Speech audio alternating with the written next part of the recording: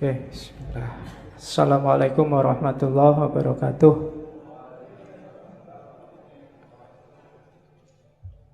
Bismillahirrahmanirrahim.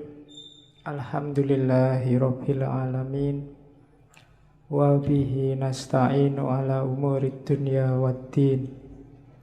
Allahumma sholli wa sallim wa barik ala habibina wa syafi'ina Sayyidina wa maulana Muhammadin wa ala alihi wa ashabihi ajma'in. Amma ba'du.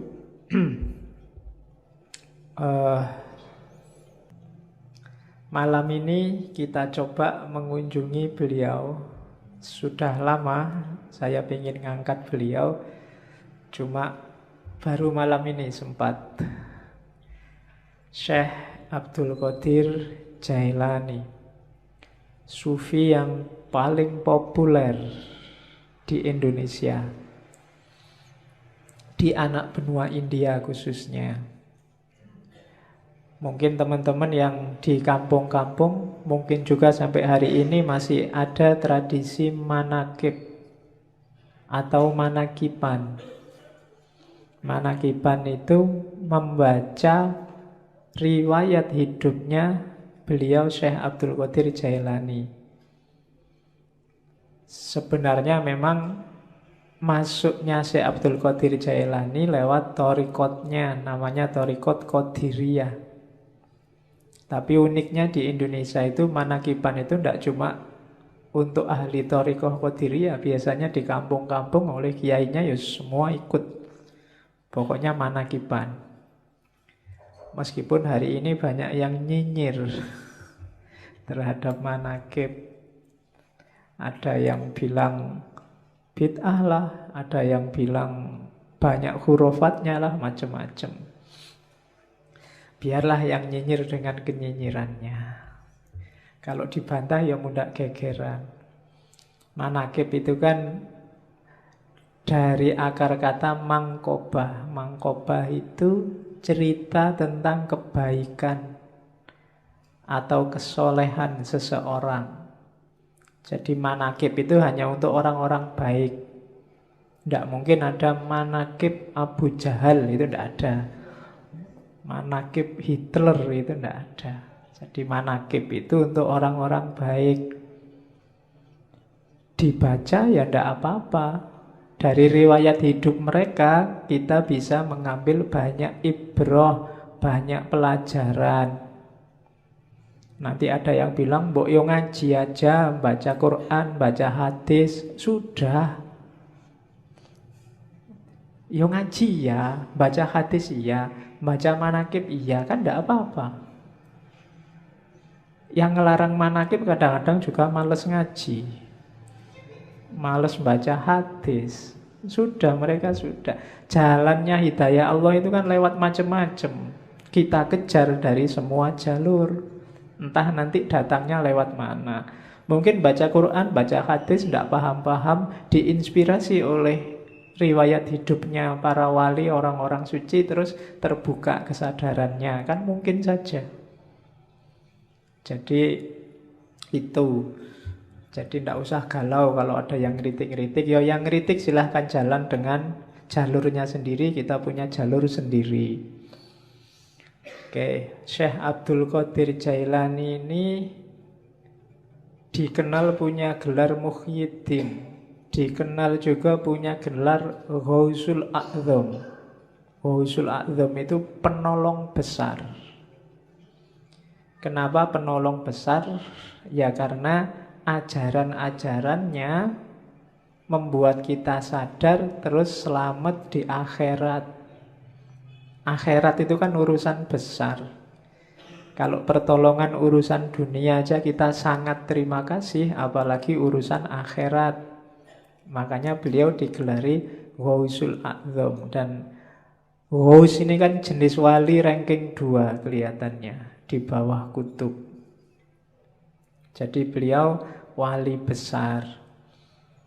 Nanti ada cerita seorang sufi hampir 2 abad sebelum Syekh Abdul Qadir Jailani yang sudah meramalkan bahwa besok ada wali namanya Abdul Qadir yang lebih besar dari hampir semua wali. Wali ini namanya Junaid. Jadi Syekh Junaid ini satu ketika waktu pengajian kayak gini tiba-tiba ekstase terus teriak-teriak.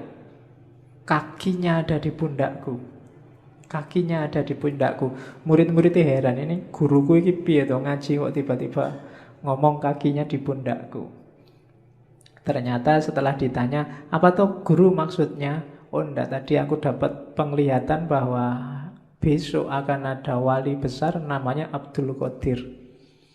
Dan kakinya ada di atas pundak semua wali. Nah, itu ceritanya Junaid. Dan beliau, Syekh Abdul Qadir Jailani ini masih apa ya, kalau di Indonesia disebut Habib mungkin ya. Karena ayahnya keturunan Hasan, ibunya keturunan Husain.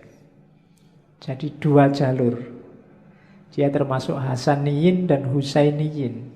Oh itu wis berarti masuk Ahlul Bait. Ini Habibnya Habib berarti double. Ya, cuma enggak pakai gelar Habib ya, enggak pakai Habib Abdul Qadir enggak. Dia pakai, orang menyebutnya Syekh. Syekh ini gelar universal. Di Arab semua orang tua juga akan dipanggil Syekh. Jadi tidak pamer kehabibannya, tapi aslinya sudah Habib. Sejak kecil dia dikenal sudah anak soleh. Tidak ada fase nakalnya. Jadi sudah baik sejak kecil. Kan ada cerita sangat terkenal waktu dia masih sangat muda, umur belasan tahun, pingin nyari ilmu ke Baghdad. Ibunya yang janda saat itu susah melepas anak ini masih sangat kecil. Akhirnya terpaksa dititipkan kafilah. Dikasih sangu uang 80 keping uang, ditaruh, dijahit di bajunya. Pesannya ibunya, sudahlah kamu berangkatlah cari ilmu, syaratnya satu, jangan bohong pada siapapun tentang apapun. Dan di tengah jalan ternyata dirampok kafilah ini. Semua barang-barangnya diambil. Tidak ada yang nganggep si Abdul Qadir ini. Sampai kemudian ada perampok yang tanya, kamu punya harta apa? Masih kecil. Abdul Qadir bilang, saya tidak bawa apa-apa, cuma tadi dititipin ibu, di bawah baju ini dijahit. Jadi perampoknya heran, kok kamu diem aja, kita juga tidak percaya kalau kamu punya barang, kok malah kamu cerita. Katanya Syekh Abdul Qadir Jailani muda, loh ibu saya pesennya nggak boleh bohong. Dan gara-gara ini kabarnya terus perampokannya nggak jadi, perampoknya tobat. Iya. Jadi itu yang saya sebut jalur hidayah itu dari mana saja, maka orang yo nyari hidayah dari macam-macam. Jangan disalah-salahkan. Kalau amal itu amal kebaikan. Loh kan amal kebaikan yang lain banyak. Lah iya jalurnya banyak. Ya yang lain juga dilakukan macam-macam. Nanti dari salah satunya mungkin akan datang hidayahnya Allah. Nanti Syekh Abdul Qadir ini ada cerita waktu di Baghdad pingin daftar ke universitasnya Ghazali, Madrasah Nizamiyah, tapi nggak diterima. Ya mungkin ya kayak kalian mungkin ngelamar di kampus mana, UGM apa mana, terus ditolak. Nggak apa-apa, nggak usah galau. Syekh Abdul Qadir Jailani juga nggak diterima kok awalnya. Dari situ terus dia nyari guru-guru yang lain. Banyak gurunya, orang-orang suci, orang-orang terkenal. Termasuk yang paling dekat ada syekh namanya Syekh Hamad. Syekh Hamad ini penjual sirup di pasar, tapi termasuk seorang wali besar.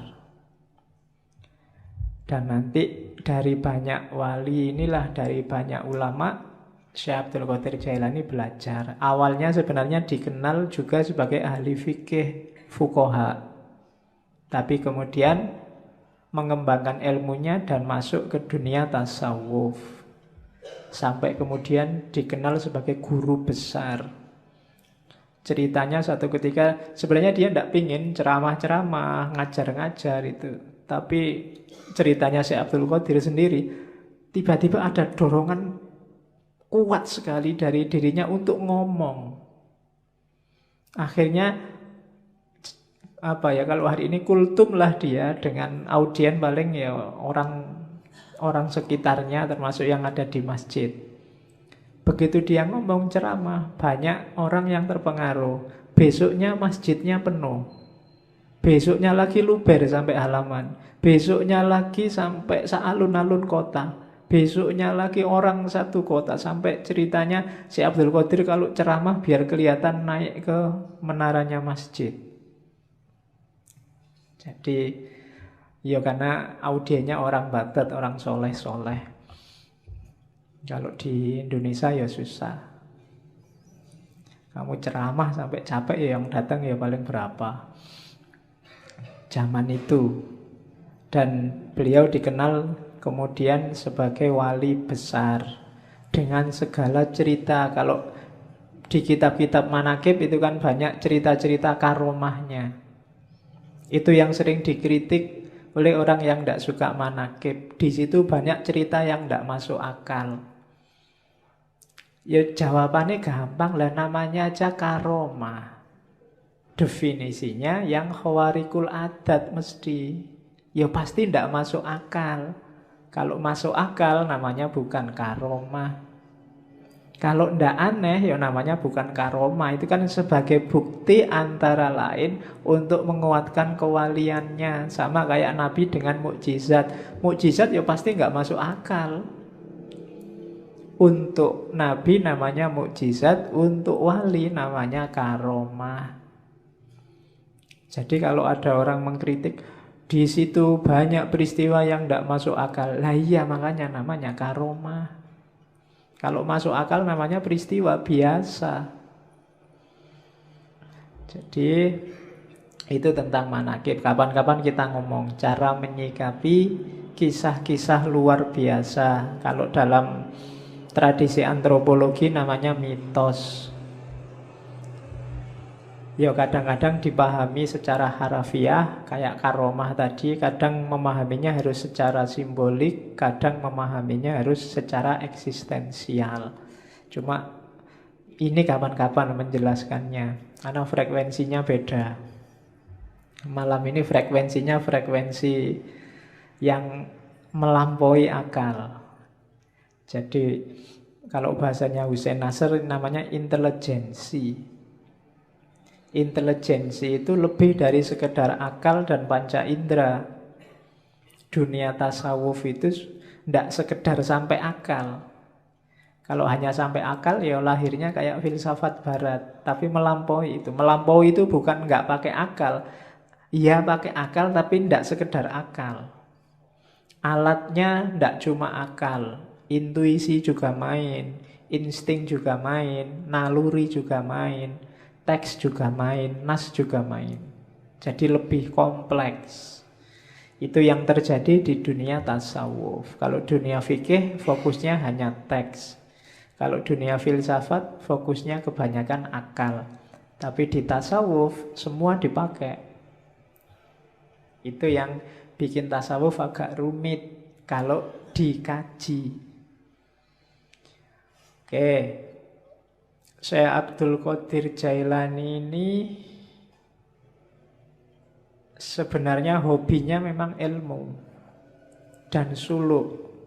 Cuma karena mengikuti sunnah Rasul ya beliau nikah juga. Nikahnya umur 51 tahun. Ya.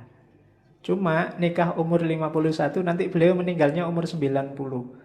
Nikah umur 51, istrinya langsung 4. Iyalah, lo kan levelnya wali mesti banyak yang mau lah. Nikahnya 4 dan nanti beliau punya anak 49. 20 laki-laki dan sisanya perempuan. Ya tinggal kamu hitunglah rata-rata berapa satu istri. Oke, berarti kan produktif kan? Ilmunya produktif, tasawufnya produktif. Ya, dan hampir semua putra-putrinya jadi orang-orang besar di dunia tasawuf. Beberapa kemarin keturunan ke-19 atau 17 itu diundang ke Indonesia. Yang saya ingat belakangan di waktu harlahnya Muslimat, itu keturunan Syekh Abdul Qadir Jailani keberapa. Terus beberapa tahun sebelumnya juga ada. Banyak yang memang jadi orang besar. Makanya kiai-kiai kalau di Jawa itu banyak yang istrinya lebih dari satu. Logikanya apa? Orang-orang ini kan dianggap orang-orang berkualitas.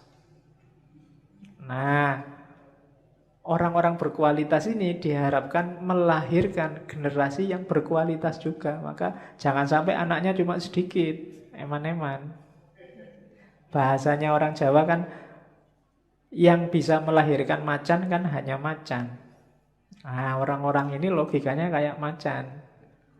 Jadi biar lahir banyak macan, anaknya harus banyak. Cuma untuk anaknya banyak kan ya istri satu mungkin agak berat, istrinya harus banyak juga. Nah, pakai alasan ini ya. Oke. Jadi kalau ada yang mau nikah lagi, saya ini tergolong macan loh. Iya, macan ompong. Oke. Jadi itu Syekh Abdul Qadir Jailani. Kitab-kitabnya yang paling terkenal 3, belum termasuk Sirrul Asror. Yang pertama Hunyah. Hunyah itu judul lengkapnya mungkin Al-Hunyatu fi Talibi Thoriqil Haqqi, apa-apa saya lupa. Tapi terkenalnya memang kitab Hunyah. Terus yang kedua Fathur Rabbani. Dan yang ketiga Futuhul Ghaib. Dan beberapa kitab-kitab kecil, risalah-risalah, termasuk Sirrul Asror. Sirrul Asror ini tipis kitabnya, bisa di-download langsung. Yang bahasa Arab, terjemahnya juga bisa di-download langsung. Tapi saya sangat rekomendasi jangan pakai terjemahan. Terjemahan saya lihat online itu ada beberapa kelihatannya pakai bahasa Melayu, Malaysia. Bukan urusan bahasanya, cuma urutan apanya ya, cara menerjemahkannya agak bulat, susah dipahami. Mending langsung bahasa Arabnya bagi yang ngerti bahasa Arab. Atau yang pingin terjemahannya, beli terjemahan yang resmi. Biasanya yang dicetak jadi buku dan dijual bebas itu lebih tertib. Karena banyak yang menerjemahkan sendiri, tidak karu-karuan terus diupload. Kalau pengen ngerti aslinya ya memang dari Arabnya.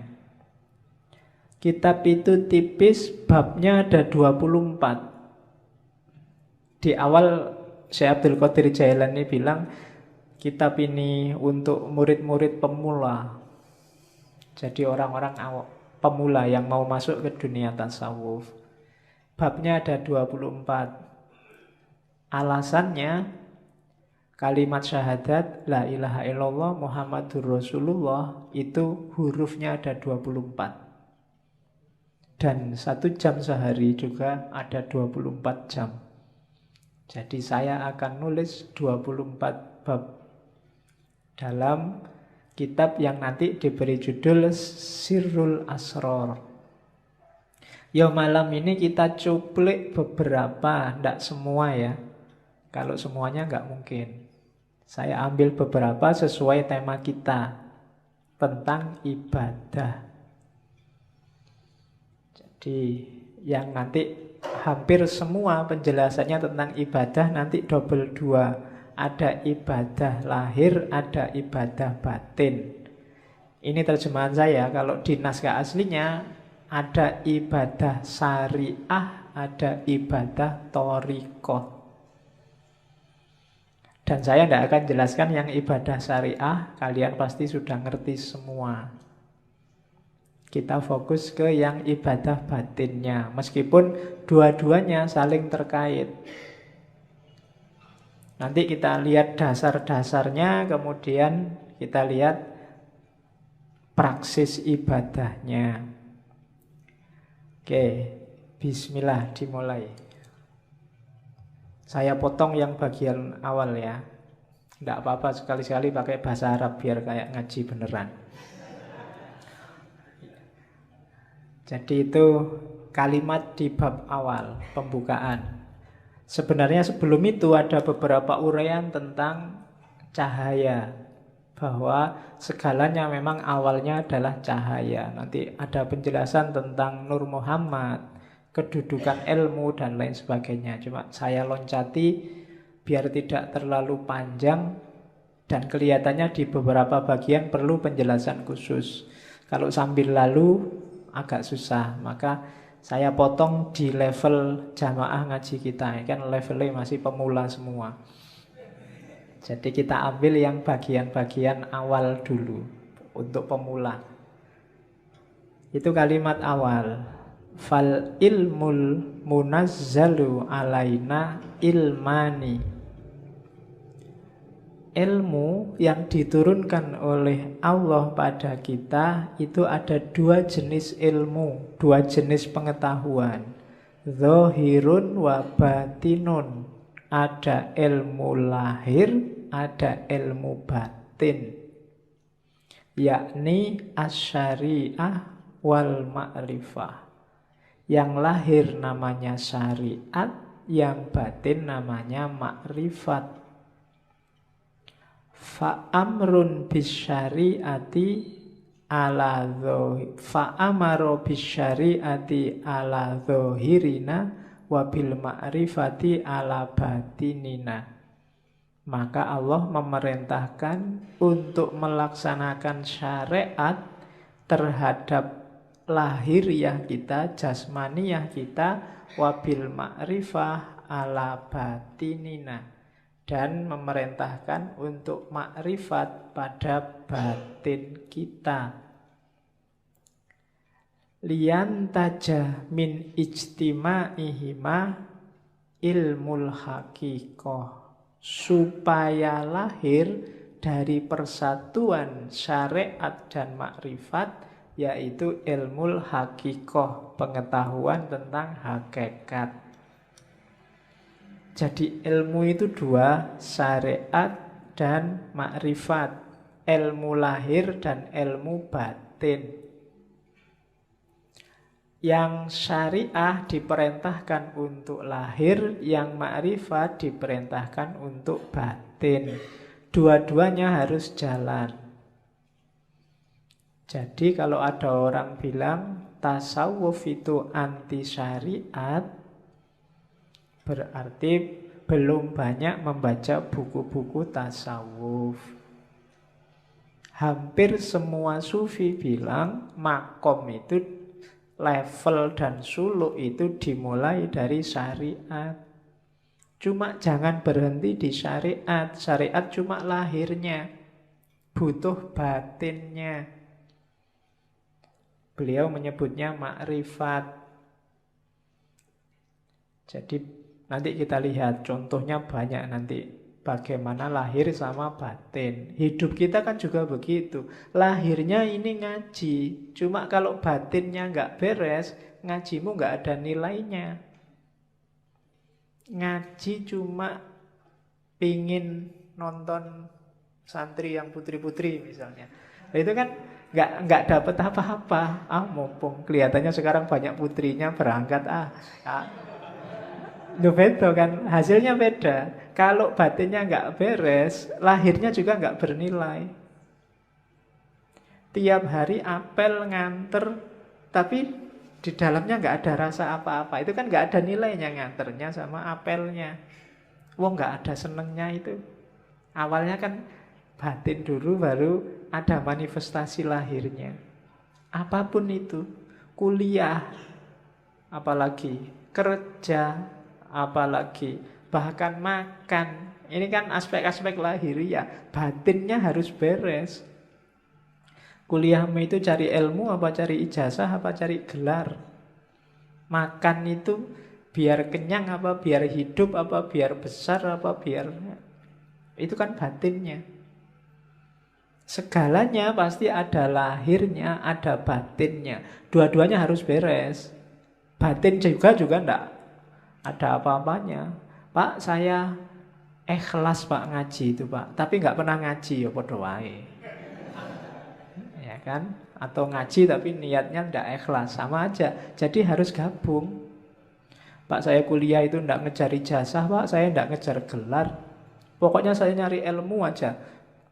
Makanya saya sampai semester 14 nggak lulus-lulus. Wong memang nggak pernah masuk, nggak pernah datang ke kampus. Jadi podo wae, lahirnya nggak beres. Dua-duanya harus beres. Kalau dua-duanya harus beres, akan ketemu namanya ilmul hakikoh. Kebenaran yang sejati, hakiki. Oh, ini toh hakikatnya. Itu loh.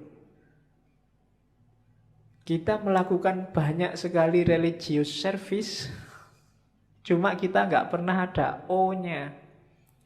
Oh, sholat itu berarti rahasianya ini toh. Oh, puasa itu berarti ini yang dimaksud oleh Allah. Oh, zakat itu.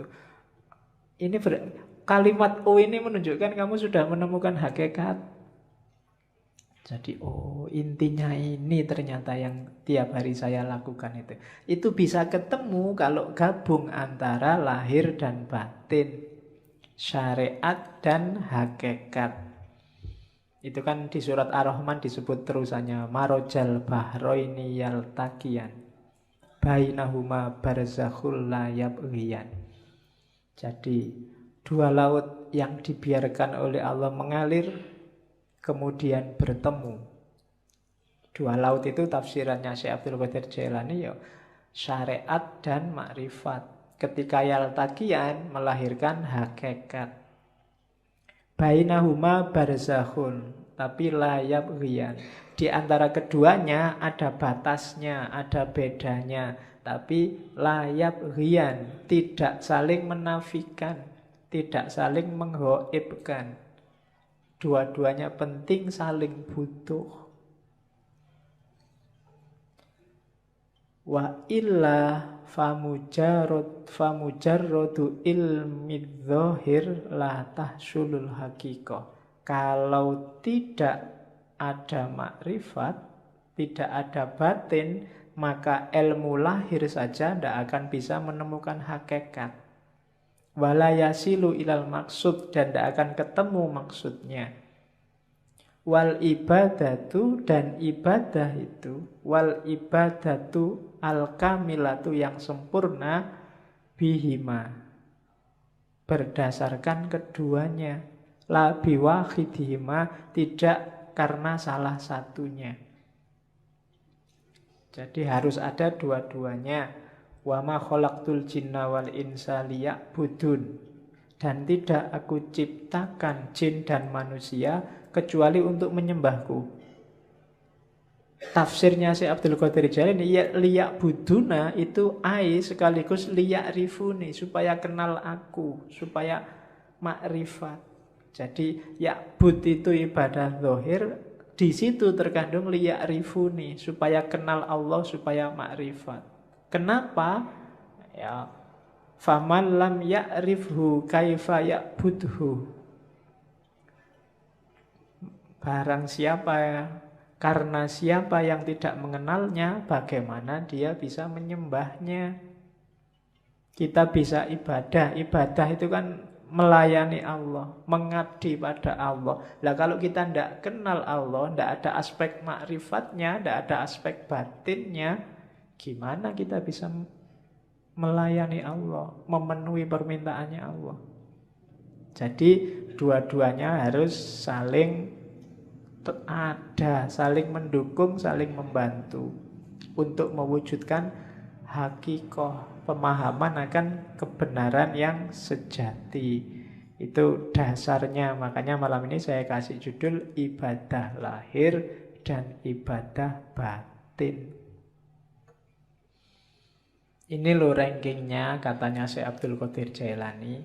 Tadi kan ilmu itu dua jenis. Kalau di ranking, ilmu itu dari lahir masuk ke batin. Batin itu tadi kan ke dalam sama sekali. Jadi ilmu paling kelihatan itu ilmu lahir. Isinya perintah, larangan, hukum, halal, haram, sunnah, mubah, dan lain sebagainya. Itu ilmu lahir. Boleh ngerokok apa ndak boleh, boleh apalagi.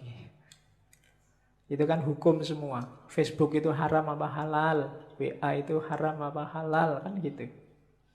Itu ilmu lahir. Kalau lahir saja tanpa batin, ya nanti kayak ayat tadi, ndak nyampe maksudnya.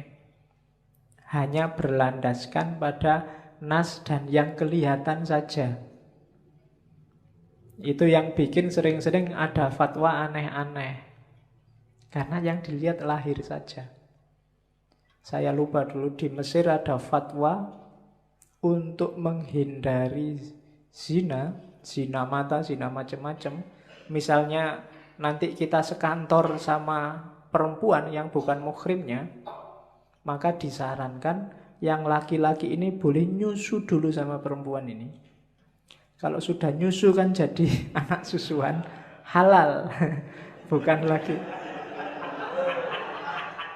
Loh ada kan yang gitu loh. Dulu saya lupa Mesir apa mana itu mufti yang fatwanya aneh. Jadi biar kalau kita berdua sama perempuan bukan muhrim satu ruangan kan nggak boleh. Biar halal nyusulah dulu. Kalau sudah nyusu jadi anak susuannya. Halal sekarang. Loh. Enak ya kalau gitu. Oke. Tapi nggak usah minta nyusu ya di masjid. Oke. Lo kalau mempertimbangkan lahir cuma itu, bisa memainkan dalil. Untuk tidak begitu ya masuklah ke level yang lebih dalam, ilmu batin. Ilmu batin level paling bawah, level paling dangkal itu batinnya syariat, namanya thariqah. Di dalam thariqah ada yang lebih dalam, namanya makrifat. Di dalam makrifat ada yang lebih dalam, yaitu hakikat. Itu yang katanya Syekh Abdul Qadir Jailani, batinul bawatin. Batinnya batin. Jadi lapisan paling luar syariat. Lapisan di dalamnya thariqah. Di dalam thariqah ada makrifat. Di dalam makrifat ada hakikat. Jadi syariat itu perintah lahiriahnya. Perintah lahiriah ini pasti ada maksud dan tujuannya. Kesanalah kita menuju maksud dan tujuannya. Itulah namanya thariqat. Kalau kita menuju ke sana, kita akan menemukan pemahaman. Oh, rahasianya ini toh. Itulah makrifat. Kalau sudah gabung semua, syariat, thariqat, makrifat, kita akan sampai pada makom namanya hakikat. Menemukan kebenaran yang hakiki dan sejati. Beberapa sufi menganggap makrifat sama hakikat ini satu level. Orang yang sudah ngerti hakikat, pasti dia makrifat. Orang yang makrifat, pasti kenal hakikat. Jadi yang jelas ada syarak, syariat, jalani itu. Kemudian kejar rahasianya, maksudnya. Jangan cuma kayak mesin, ya, robot yang diprogram A terus jalan A. Tapi pahami tujuannya. Gapailah tujuan itu, itulah namanya thariqah.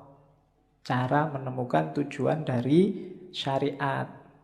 Kalau sudah serius menjalani syariat melalui thariqat, orang akan memahami rahasia-rahasianya, itulah ma'rifat. Dan kalau sudah ma'rifat berarti dia sudah paham hakikat, kebenaran yang sejati. Itulah ilmu. Ilmu apapun sebenarnya, levelnya ke situ. Karena semua ilmu muaranya akhirnya harus pada Allah. Harus pada hakikat. Yang belajar fisika, matematika, biologi, dan seterusnya. Harusnya membawa kepada Tuhan. Jadi ada level lahiriah ilmunya syariat, terus torikohnya. Jadi ilmu ini yang bisa membawa ke Allah pakai jalan apa? Itu namanya torikoh. Kalau sudah menjalani itu akan memahami rahasianya sampai di namanya makrifat. Kalau sudah sampai makrifat, insya Allah disitulah ketemu hakikat. Jadi syariat, torikoh, makrifah, hakikat. Di bawah itu ada hadis yang dikutip oleh Syekh Abdul Qadir Jailani, asy-syari'atu sajaratun. Syariah itu pohon. Wa tariqatu ahsanuha, dan torekot itu dahannya. Wal ma'rifatu auraquha, makrifat itu daun-daunnya. Wal haqiqatu asmaruha, hakikat itu buahnya. Saya tidak tahu kalau bahasa Indonesia asmara itu jangan-jangan menyerap dari bahasa Arab. Asmar. Asmar itu buahnya banyak. Jadi asmara itu berarti buahnya banyak. Oke. Wal Qur'anu jami'un ya bijami'iha, dan semua itu tentang syariat, thariqat, ma'rifat, hakikat itu dikompilasi oleh Allah dalam Al-Qur'an. Bijami'iha, kita bisa menemukannya gimana? Bidalalah wal isyarah. Kalau bidalalah namanya tafsir, kalau wal isyarah namanya takwil. Ada yang bisa langsung dipahami, dijadikan dalil, namanya tafsir. Ada yang sifatnya isyarat, harus pakai takwil dulu, baru ketemu rahasianya.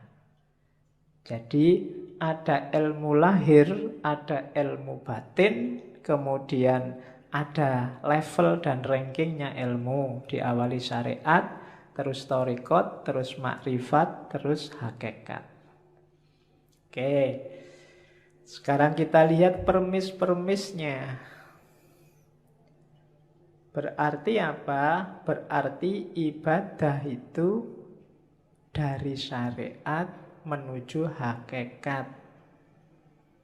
Berarti tugas kita di dunia itu yang pertama belajar tentang syariat, kemudian menjalani syariat, kemudian belajar tentang hakikat dan memahami hakikat, kemudian menjalankan hakikat lewat thariqah tadi. Jadi dari syariat menuju hakikat. Jangan khawatir kalau ada yang ngomong sufi tidak sholat, sufi tidak puasa, itu hoax kalau hari ini. Ya, itu hoax. Oke. Itu saya potong beberapa kalimat yang bagus. Perbuatan yang baik mestilah dilakukan dengan cara yang benar. Kalimat ini bisa dipakai karena sekarang banyak orang yang melakukan perbuatan baik dengan cara yang tidak baik. Mengingatkan tapi menyakiti. Nah, itu melakukan perbuatan baik. Mengingatkan kan baik, tapi dengan cara yang tidak baik. Ngasih sedekah tapi pakai caci maki. Nah, itu juga perbuatan baik, ngasih sedekah. Jalannya bukan caci maki. Ngasih tahu tapi bentak-bentak. Nah, itu banyak kita sering melakukan perbuatan baik tapi jalannya tidak baik. Ada juga yang kedua, berhati-hatilah dalam beramal agar amalan itu bukan untuk dipertontonkan atau diperdengarkan pada orang lain. Semua dilakukan karena Allah, hanya nyari ridhonya. Banyak sekarang orang yang pamer. Dan alhamdulillah media massa hari ini, medsos hari ini tuh mendukung kita untuk pamer. Ya kan? Ngapain dikit aja diposting, difoto. Baru nraktir temen nih, difoto jazz. Terus Semua ngasih jempol. Ya enggak tahu sih, mungkin mamerkan itu ya motifnya juga mungkin bukan pamer, tapi ya wujudnya pamer itu.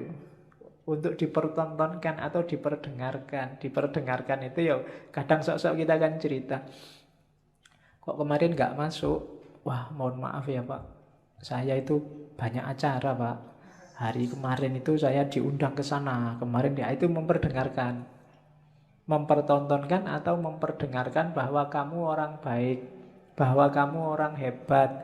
Bahwa kamu melakukan hal-hal yang terpuji dan seterusnya. Hati-hati katanya Syekh Abdul Qadir Jailani. Nilai amalmu bisa rusak. Jadi hati-hatilah. Ya memang kita wajib melakukan kebaikan. Cuma jangan sampai sudah capek-capek berbuat baik, tidak ada nilainya. Karena ujungnya hanya pamer. Ujungnya hanya ingin dilihat atau didengarkan orang lain. Yo, hati-hati. Tidak akan ketemu hakikat. Syariatnya benar nolong orang, tapi ya karena dipamer-pamerkan, mungkin hasilnya ya cuma dipuji orang. Hakikat amalnya hilang. Jadi berbuat baik itu dari syariat menuju hakikat, kemudian pakai thariqat yang baik, dan motifnya harus ikhlas. Ikhlas itu hendak mempertimbangkan efeknya. Apakah dipuji orang, apakah dicaci orang, kalau memang baik dijalani aja. Nah itu rumusnya yang pertama untuk ibadah. Rumus kedua, untuk amalan kita bernilai, kita harus mau namanya tafakkur. Kenapa yo? Kita itu manusia, sok-sok keliru, sok-sok salah, kadang-kadang tidak pas. Biar pas apa? Ya sering-sering kita renungi perbuatan kita sendiri. Tadi aku ngaji ngapain ya? Niatnya apa, yang dilakukan apa? Di kampus tadi ngapain aja ya seharian? Padahal aku punya tugas apa? Atau cuma ngobrol aja di kampus berjam-jam. Kemudian itu namanya tafakkur. Kalau malam sempatkan untuk tafakkur, katanya Syekh Abdul Qadir Jailani. Orang yang tidak pernah tafakkur itu tidak akan naik level. Kamu diceramai tiap hari, itu tidak ada gunanya kalau isinya ceramah tidak nyambung sama hidupmu sehari-hari. Untuk bisa nyambung apa? Tafakkur. Tafakkur itu kayak sistem itu mencocokkan kompatibilitasnya biar nyambung. Untuk hidupmu, misalnya tadi nasihatnya Syekh Abdul Qadir Jailani, jangan amal untuk pamer. Nah, itu kan kamu nyocokkan sama hidupmu. Kira-kira selama ini aku pernah pamer enggak ya? Pamer di mana ya? Motifnya memang pamer atau sebenarnya itu bukan pamer? Itu cuma tahadus bin nikmah. Wah, misalnya kamu kan sering begitu. Menceritakan kenikmatan, atau itu cuma alibi aja, janjinya ya pamer. Atau loh, itu namanya tafakkur. Kamu mikir dirimu sendiri, peduli amat orang komentar apa, tapi sebenarnya itu. Nah, itu tafakkur namanya. Dan orang berilmu yang suka tafakkur ini kan nilainya di banyak hadis disebut lebih tinggi daripada ibadah. Di situ kalau di Syekh Abdul Qadir Jailani ada 3 jenis tafakkur. Yang pertama apa? Merenungi sesuatu dan mencari sebabnya, mencari bagian-bagiannya, sampai kemudian ketemu Allah. Aku bisa begini itu karena siapa ya? Ada peristiwa itu ditelusuri asal usulnya. Ya sih, semuanya memang skenarionya Allah. Tafakkur yang semacam ini kayak ibadah 1 tahun, katanya Syekh Abdul Qadir Jailani. Yang kedua, merenungi perbuatannya, terus mencari akarnya. Dayaku dari mana, apa saja yang aku lakukan, cocok apa enggak sama kehendaknya Allah, dan seterusnya. Nah, merenung semacam ini nilainya lebih dari 70 tahun ibadah. Padahal umur kita berapa tahun? Paling 70 tahun pas, itu kayak seumur hidup ibadah terus. Yang ketiga, merenungi hikmah kebijaksanaan ilahi dalam segala hal, bahwa apapun yang ditetapkan oleh Allah, di situ ada ilmu, ada pelajaran, ada kebaikan. Jadi renungi segala peristiwa dan temukan hikmahnya. Ini bernilai lebih dari 1000 tahun ibadah. Cuma ya jangan dihitung besarannya ya, karena kamu itu sering pakai kalkulator. Iya, wah sudah 70 tahun ibadah toh Pak. Santai Pak, berarti aku bisa ngapain aja sekarang. Kan aku sudah tafakur, kan mesti gitu. Itu sebenarnya itu simbolik, isyarat dari Syekh Abdul Qadir Jailani bahwa itu loh besarnya pahala orang tafakur. Ada yang biasa, ada yang super, ada yang istimewa kayak martabak itu. Jadi ada yang level biasa pahalanya 70, ada yang pahalanya 1 tahun, ada yang pahalanya 100 dan 1000, malahan itu 1000 tahun loh. Itu tafakur, maksudnya keutamaannya. Jangan dihitung matematikanya. Itu nanti jangan-jangan kamu korupsi, Pak. Saya korupsi 1 juta. Yang 1 juta ini tak sodakohkan 100.000. Kan nanti dapat pahala 70.000 lipat. 70.000 kali 100.000, hasilnya kan lumayan 70 juta. Dosanya sama pahalanya kan nanti menang pahalanya Pak. Berarti impas kita Pak kan. Ya, itu namanya matematika. Itu yang bikin kadang-kadang para koruptor itu habis korupsi terus umroh. Ya kan? Sebelum korupsi umroh, setelah korupsi umroh. Kenapa? Karena perbuatan di antara 2 umroh ini diampuni 100%. Ya itu kamu sedang main matematika sama Gusti Allah. Emangnya Gusti Allah deso, nggak ngerti kalau buat abusi. Jadi itu tafakur dasarnya. Jadi ibadah, ya kamu jangan, Pak saya sudah bisa sholat kok Pak. Enggak, harus tafakur lagi. Sholatku sudah benar apa enggak? Kualitas sholatku zaman aliyah sama sekarang kira-kira semakin naik apa semakin drastis turunnya. Nah itu kan tafakur yang bisa. Ya dulu saya sholat itu lama loh, sekarang kok bisa cepet ya. Oh itu tafakur yang bisa. Kamu mikir, ini gara-gara aku semakin pinter, apa gara-gara cepet itu waktuku mepet, sibuk terus, apa gara-gara itu tafakur. Kadang-kadang kan memang semakin pinter orang, sholatnya semakin cepet. Ilmunya banyak masalahnya. Dia ngerti sela-selanya mana yang cuma sunnah, mana yang mubah, mana yang wajib. Karena sholat itu kalau diambil wajib-wajibnya saja, paling takbiratul ihram, Fatihah, ruku, bahkan bacaannya aja kan sunnah. Yang penting ruku, terus sujud, cepat. Jadi nggak sampai 2 menit, 4 rakaat selesai. Apalagi diambil wajib. Apalagi Fatihahmu kan sering agak di-skip gitu kan. Tambah cepet ini. Ya kayak kamu nyetel video itu di fast forward, ada yang level 2, level 3 tambah cepet gitu. Untuk memperbaiki yang gini-gini ini kita butuh tafakur. Orang yang tidak mau menafakuri dirinya, kualitas hidupnya tidak akan naik. Yo gitu-gitu aja terus. Maka tafakur penting. Jadi rumus kedua sebelum ibadah, kita harus menetapi tafakur. Yang ketiga, fokusnya ibadah apa? Cinta ilahiyah. Cuma sebanyak apapun ibadah, kalau nggak sampai di terminal yang namanya cinta ilahi, itu biasanya cuma dapat capeknya. Untuk cinta ilahi apa? Rumusnya katanya, pelan-pelan katanya si Abdul Qadir Jailani. Ndak ujuk-ujuk kamu terus jadi wali, terus dapat karomah gitu, ndak iso. Jadi pelan-pelan. Yang pertama apa? Diperangi dulu nafsu hewaninya.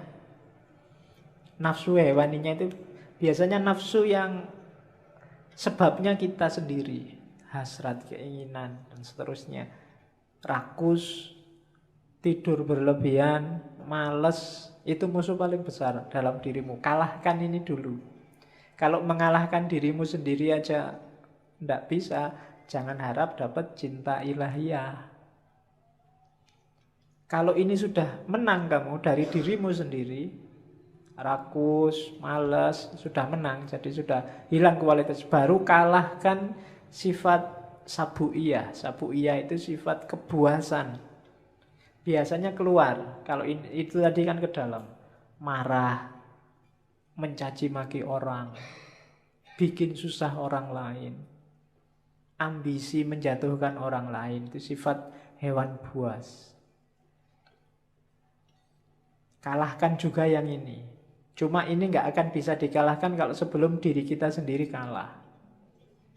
Kita taklukkan, kita kuasai. Jadi rakus, tidur, males, taklukkan itu. Setelah itu taklukkan yang hubungannya sama di luar dirimu. Dan yang ketiga, bersihkan dari semua sifat jahat, angkuh, sombong, iri, dendam, tamak. Buang itu semua. Baru setelah itu kita bisa bersih. Bahasanya kita bisa sadar. Sebelum itu semua kalah, kita tidak akan sadar bahwa kita itu keliru, kita itu salah, kita itu juga berdosa.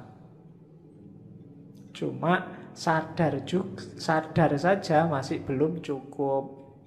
Kita harus naik kelas, kan begitu. Kalau dalam sufi ada taholli, bersihkan dirimu, terus tahalli, isilah dengan yang bagus-bagus, akan mengalami yang ketiga tajalli, menemukan hakikat tadi. Jadi bersihkan semua karakter jelek, isi dengan yang bagus-bagus, kita akan dapat cinta ilahi. Kalau dibersihkan saja, nggak diisi yang bagus-bagus, ya levelnya masih belum. Jadi masih hanya bersih dari dosa. Oke, jadi setelah itu, setelah bersih, baru naik tangga menuju hakikat tadi. Dari situ akan dapat namanya cinta ilahiyah. Cinta ilahiyah itu kita jatuh cinta pada Allah, dan Allah juga jatuh cinta pada kita. Saling mencintai. Hari ini masih belum. Hanya Allah saja yang jatuh cinta pada kita. Kita belum mencintai Allah. Berpuluh-puluh tahun kita jual mahal sama Allah. Padahal apa-apa yang ngasih Allah. Itu kan kayak kamu pacaran, sudah ditraktir tiap hari, diantar jemput tiap hari, masih aja jual mahal. Itu kurangnya apa Allah sama kita. Kita belum masih cinta sama dia, belum. Padahal kita tiap hari minta, berdoa itu kan minta sama Allah. Tapi disuruh membersihkan diri nggak mau. Alamatnya kita memang belum jatuh cinta sama Allah. Jadi kasihan Allah, bertepuk sebelah tangan cintanya. Karena kamu cuekin dia. Untung Allah itu cintanya sejati sama kita. Jadi ndak mutung, ndak patah hati, terus kamu ditinggal, ndak. Kamu ditunggu sampai kamu jatuh cinta padanya. Ya. Cuma kamunya jual mahal. Saya tidak tahu kapan kamu sadar bahwa terlalu mahal kamu menjualnya. Sama Allah. Turunkan dikit lah harganya. Oke, ya kan? Apel sehari 5 kali. Itu pun waktu apel kamu cuek. Bayangkan loh, kalau kamu punya pacar, terus pacarmu apel, tapi pacarmu cuek.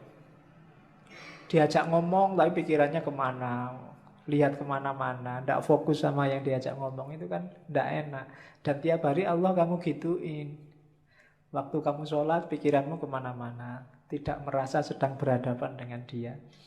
Itu kalau manusia biasa sudah nangis-nangis itu, sudah minta putuskan saja aku sedikit. Cuma Allah tidak, karena Allah sangat sayang pada kita, Rahman dan Rahim. Maka ini tipsnya dari Syekh Abdul Qadir Jailani. Terus setelah itu rumusnya apa? untuk ibadah, wujudkan tasawuf untuk menggarap batinnya. Ini juga ada di Sirul Asror. Tasawuf itu apa? Tasawuf itu kan dari 4 huruf. Ta, sod, wawu, sama fa. Taknya itu taubat. Perbaikan diri di level apapun, awalnya harus taubat. Taubat itu menyesali kesalahan yang lama, kemudian membangun diri dengan perbuatan-perbuatan yang baik. Itu taubat, harus taubat dulu. Kalau merasa benar terus, orang yang selalu merasa benar itu biasanya berat kalau disuruh taubat. Dia merasa sudah full, wis apik, wis bener, ndak mungkin salah aku.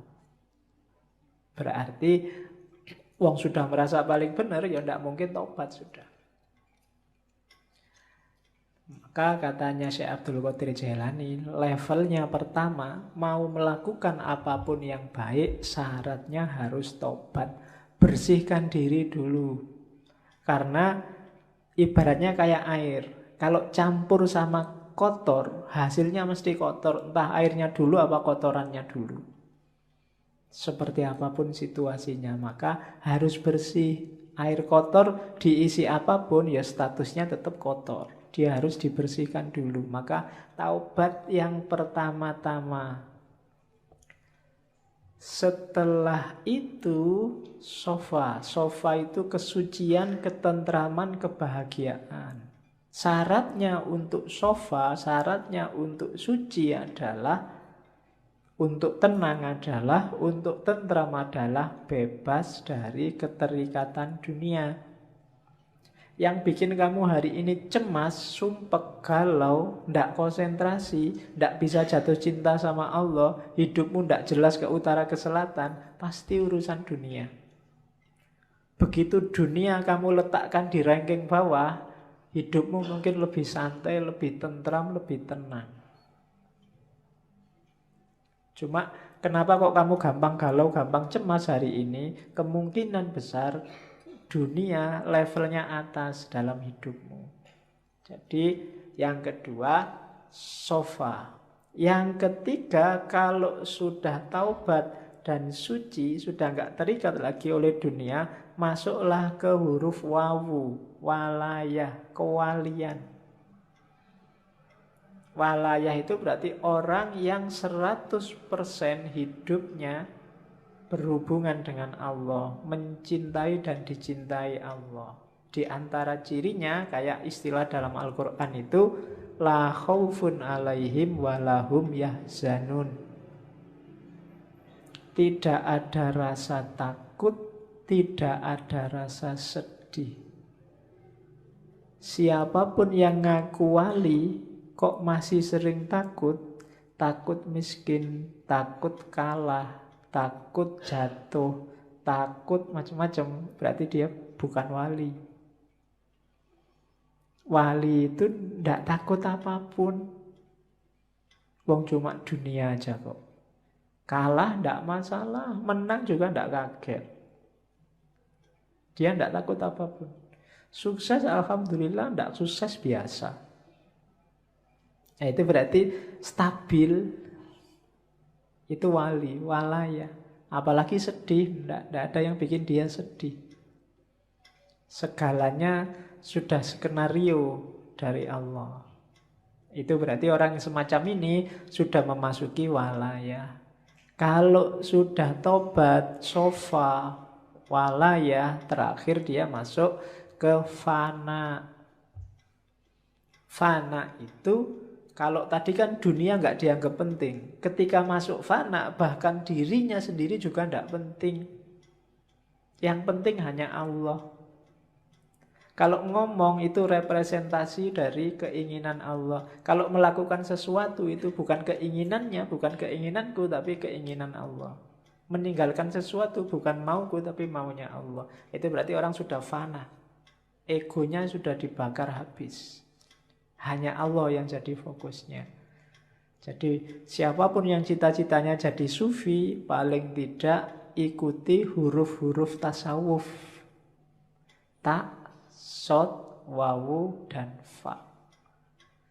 Taubat, sofa, suci, kemudian walayah, wilayah, masuklah dalam perlindungan Allah, wilayah, dan fana. Nah itu ibadah harus membawa ke sini. Ibadah itu diawali dari taubat, dalam pelaksanaannya harus tenang, tentram, sofa, suci, tanpa motif apapun, lillahi ta'ala, nggak ada dunia yang ikut. Kemudian yang ketiga, wilayah, pasrah 100% pada Allah, baru mencapai fana. Itu batinnya ibadah harus ada ini. Jadi setelah tadi menuju cinta ilahi, selanjutnya mewujudkan tasawuf. Kemudian ibadah juga penting untuk menemukan cahaya. Tadi saya bilang di awal-awal banyak dibahas tentang cahaya Nur Muhammad, hakikat Muhammadiyah.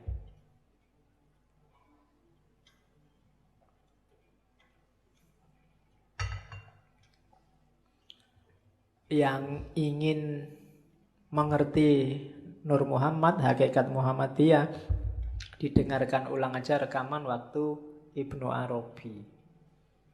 Di semua sesinya, di ngaji sebelumnya banyak sudah ngomong itu. Cuma malam ini sengaja nggak saya ulang karena Syekh Abdul Qadir Jailani insya Allah beberapa kali masih akan kita kaji, entah di sesi tema apa. Malam ini kita fokus ke ibadah. Jadi ibadah juga satu jalan untuk menemukan cahaya nur. Ya cahaya primordial, cahaya sejati kan yang Nur Muhammad sama hakikat Muhammadiyah. Ya meskipun NU nggak usah nyari hakikat Nahdlatul Ulama. Urusannya beda. Jadi katanya Syekh Abdul Qadir Jailani, ibadahmu itu membawa manfaat maksimum.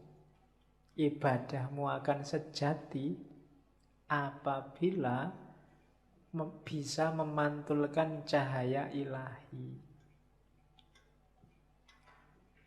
Untuk bisa ke sana,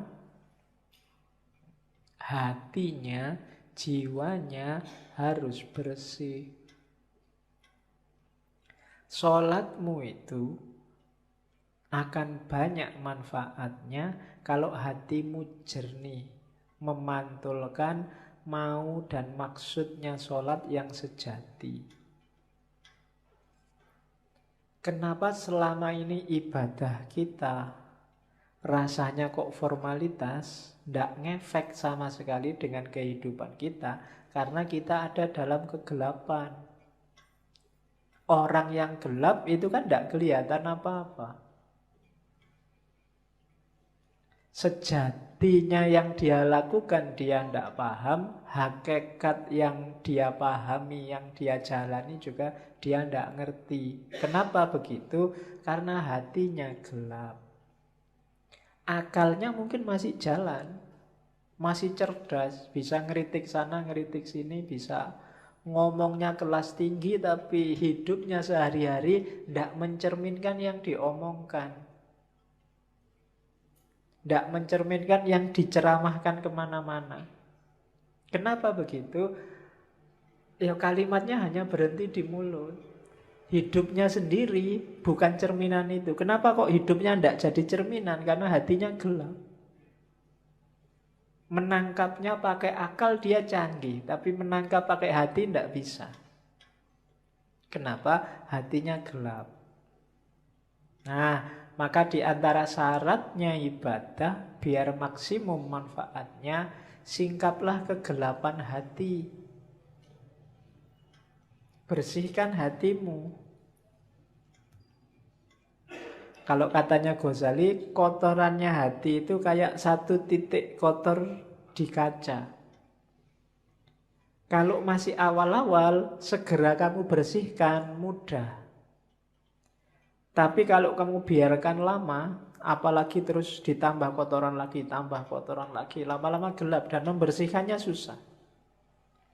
Akhirnya yang gelap pun kamu anggap terang, karena kamu nggak pernah ngerti terang. Jadi yang jelek kelihatannya jadi bagus. Kenapa? Karena belum pernah lihat cahaya yang baik, cahaya kebaikan. Sehingga yang jelek inilah dianggap inilah yang bagus. Kenapa begitu? Karena batinnya sudah gelap. Ya semakin mengerakkan membersihkannya tambah susah. Apalagi sama orang pinter. Orang pinter itu barang salah dia bisa muter-muter jadi benar. Sudah jelas-jelas ada buktinya, kadang-kadang ada CCTV-nya, masih bisa bikin alasan biar benar. Itu jagonya akal. Menunjukkan canggihnya akal tapi sekaligus menunjukkan gelapnya hati. Hati itu tidak bisa dibohongi. Hati itu kalau salah dia akan bilang salah, kecuali dia sedang gelap. Kalau dia sedang gelap ya dia tidak bisa melihat mana yang sejati. Nah, hati yang gelap itu terhijab oleh amal-amal buruk. Membersihkannya gimana? Ya agak susah memang, tapi katanya Syekh Abdul Qadir Jailani, ayo diupayakan. Yang pertama apa? Cari pengetahuan. Ilmunya harus banyak dulu. Ilmu apa? Ya yang berhubungan dengan pembersihan batin tadi.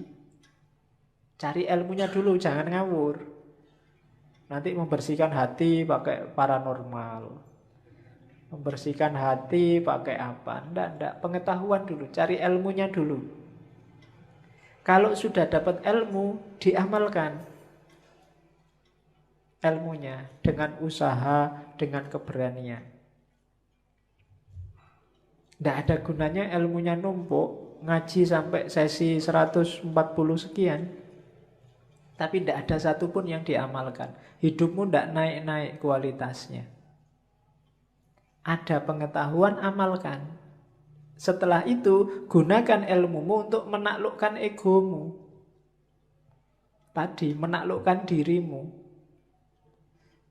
Dirimu harus ada di bawah kendali hati yang jernih, yang bercahaya. Akalmu jadikan pendukungnya. Akal ini bisa dibawa ke utara, bisa dibawa ke selatan. Akal ini pasukan yang paling kuat. Kalau kamu pakai mendukung kebaikan, ya dia kuat. Kamu pakai mendukung kejahatan, dia kuat juga.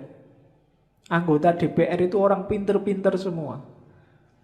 Dan akalnya bisa kompak untuk mendukung sesuatu yang jane ya wis kelihatan keliru. Tapi bisa dibikin argumen macam-macam seolah-olah benar. Itu akal. Sebentar lagi mungkin perang Korea sama Amerika. Banyak yang tidak setuju perang.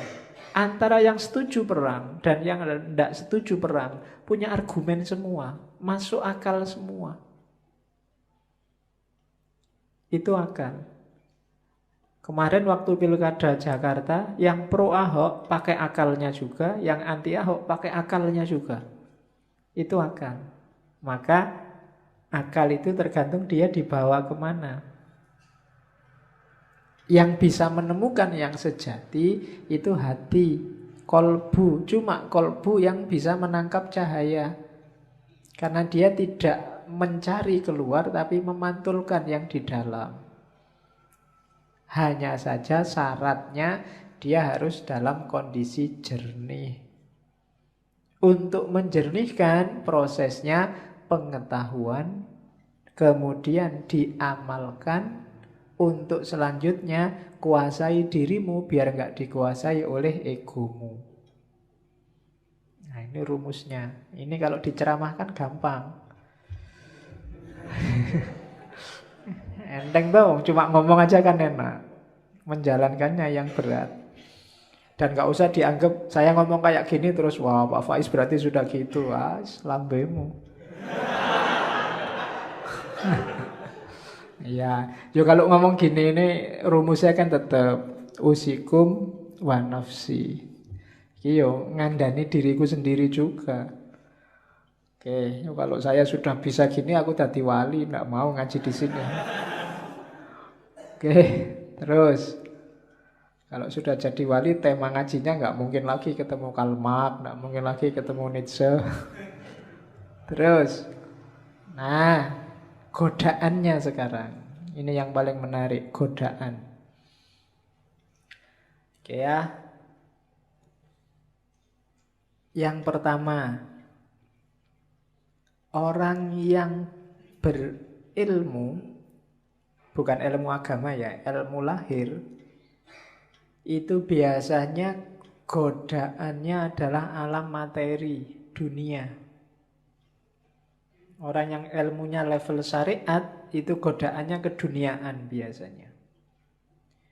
Istrinya nambah, atau kekayaannya double, atau ngaji pakai tarif, atau macam-macam. Ini godaannya orang berilmu yang ilmunya masih syariah. Syariah ilmu ya, bukan syariah fakultas. Jadi syariat ilmu lahiriah tadi itu biasanya digoda oleh materi. Kalau orang levelnya di atasnya dikit, menyebutnya ahlul hikmah, orang pinter,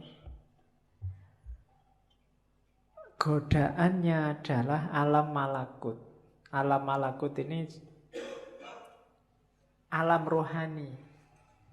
Nikmatnya ilmu, nikmatnya yang gitu-gitu biasanya sering menjebak yang ruhaninya.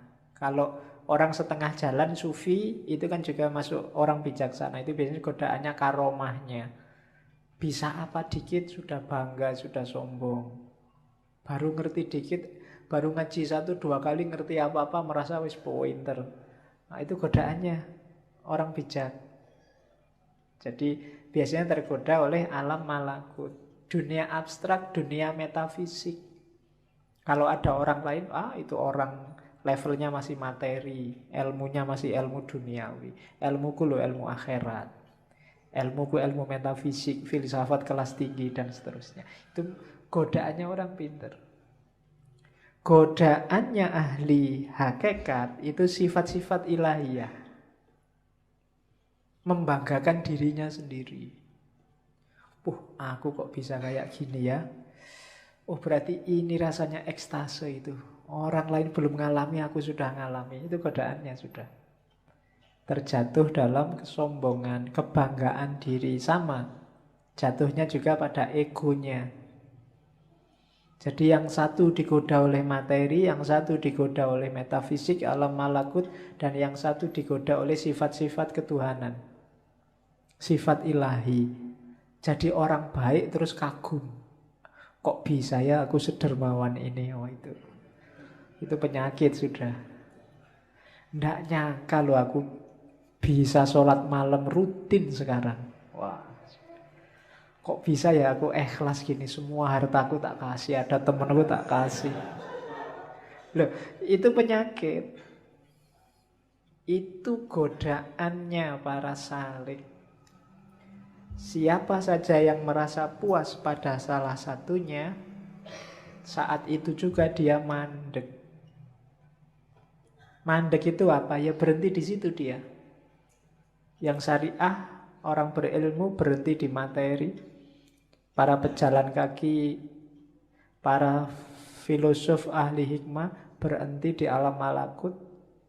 Dan ahli hakikat yang sudah puncak berhenti di alam sifat-sifatnya ilahi. Semuanya belum nyampe. Berhenti di sana. Tidak bisa meneruskan langkah. Maka hati-hati dengan jebakan-jebakan ini. Kalau kita sedang di tengah jalan sekarang, hati-hati. Saya tidak tahu kita ada di level mana. Jangan-jangan level yang paling bawah juga belum. Godaannya lebih dahsyat lagi. Berilmu aja belum, itu sudah godaan macam-macam. Semuanya hampir jadi godaannya. Ya kan? Jadi hati-hati para pejalan, itu godaanmu. Kalau kamu tergoda, berarti kamu mandek. Tidak mendekat lagi sama Allah.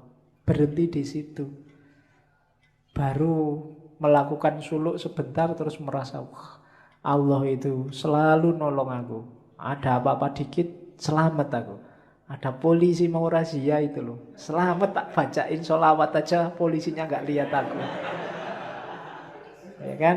Sering kan kayak gitu kamu. Itu godaan, itu jebakan. Biasanya orang yang sudah merasa, wah Allah itu berarti masih sayang padaku, jadi aku selamat terus, berarti dia mandek. Bandingkan dengan orang belum. Saya ragu-ragu ini, Allah sayang bener apa enggak ya padaku. Jangan-jangan aku selamat dari polisi ini ujian. Wong aku itu jelas-jelas salah loh. Kok sama Allah dibiarin gak ada hukuman, gak dicegat polisi. Nah, itu orang yang waspada. Ya biarkan toh ketangkep polisi paling bayar. Bayar itu kan punya uang. Kalau nggak punya uang kan ya sudah. Paling sidang. Sidang kan juga ada hukuman. Hukuman kan ya tergantung. Wong orang bayar itu kan kalau punya uang. Kalau nggak punya uang kan ya sudah nggak bisa bayar. Oke, paling utang. Nanti di penjara Pak. Makan gratis lumayan. Oke, itu godaannya para pejalan. Terus, nah, jadi ini godaan yang besar biasanya. Banyak orang terjebak juga di sini, berlindung di balik takdir. Sudah takdirnya Pak. Mbok sampean itu sekali-sekalilah sholat duha, sholat tahajud, nunggu hidayah Pak.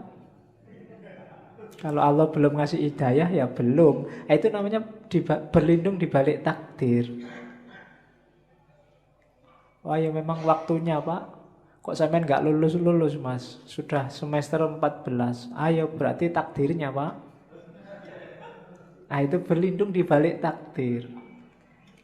Katanya Syekh Abdul Qadir Jailani tidak boleh berlindung di balik takdir. Berlindung di balik takdir itu kan bahasa kasarnya mengkambing hitamkan Allah.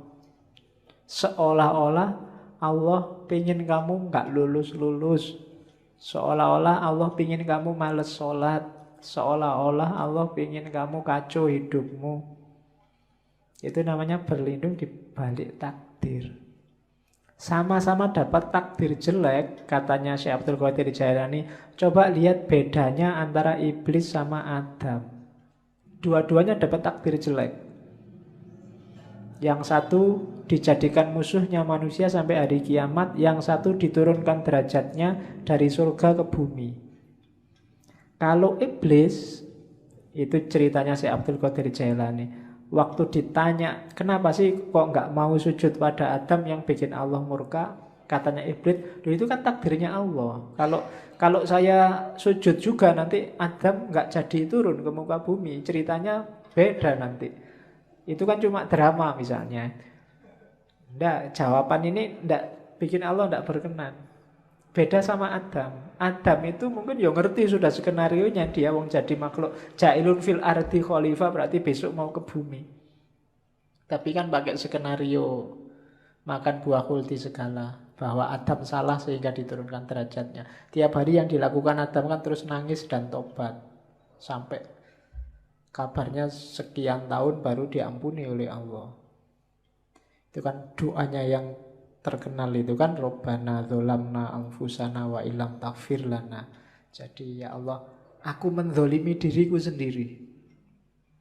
Jadi meskipun itu kan ya takdirnya Allah, tapi gara-gara aku tidak menuruti perintahmu, itu kan menzolimi diriku sendiri. Wa illam taghfir lana wa tarhamna lanakunanna minal khasirin. Kalau tidak engkau ampuni, tidak engkau rahmati, ya pasti aku rugi. Jadi kalau sama Adam, Allah jadinya sayang. Tapi kalau sama iblis, sama-sama skenario-nya Allah, Allah jadi murka. Iblis pakai alasan takdir. Maka jangan pakai alasan takdir. Jangan mengkambing hitamkan Allah. Wong padune kamu sendiri yang males.